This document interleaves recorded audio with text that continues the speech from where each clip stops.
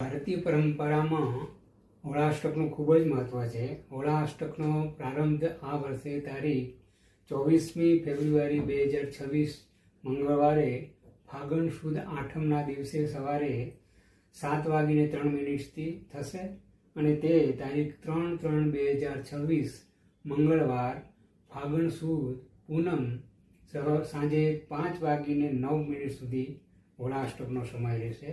આ વખતે હોળીનું દહન બીજી તારીખે છે. તો આ હોળાષ્ટકની એટલે કે આઠમથી લઈને પૂનમ સુધીના સમયને હોળાષ્ટક કહેવામાં આવે છે. તેનું ખૂબ જ મહત્ત્વ છે. આ સમય દરમિયાન શુભ કાર્ય કરવામાં નથી આવતા, તેની પણ પાછળનું કારણ છે.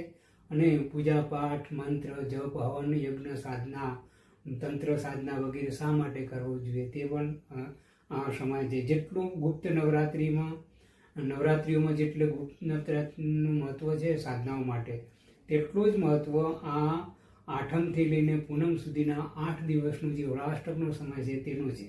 તંત્ર સાધના માટે, મંત્ર સાધના માટે, યંત્ર સાધના માટે, રત્ન સાધના માટે આપણી હિન્દુ પરંપરા અથવા દુનિયાની કોઈ પણ પરંપરા પ્રમાણે દેવી કૃપા પ્રાપ્ત કરવી હોય તો 4 પ્રણાલીનો પણ સહારો લેવો પડતો હોય છે. તંત્ર, મંત્ર, રત્ન અને યંત્ર, તેની સાધના માટેનો આ સમય શ્રેષ્ઠ માનવામાં આવે છે.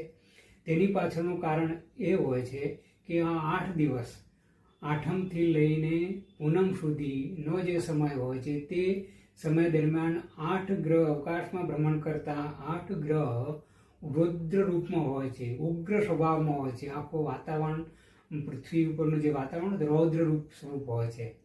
તે સમયમાં જો શુભ કાર્ય કરવામાં આવે તો તેમાં 100% અડચણ આવવાની, વિઘ્ન આવવાની શક્યતા રહેલી છે. તેનું કારણ છે કે તે સમયે આપણા વિચારો તો કંટ્રોલમાં ન હોય, સામેના વ્યક્તિ સાથે આપણો તાલમેલ બરોબર ન હોય, શુભ કાર્યમાં તાલમેલના અભાવના કારણે ઘણી વખત કાર્ય બગડી જતા હોય છે.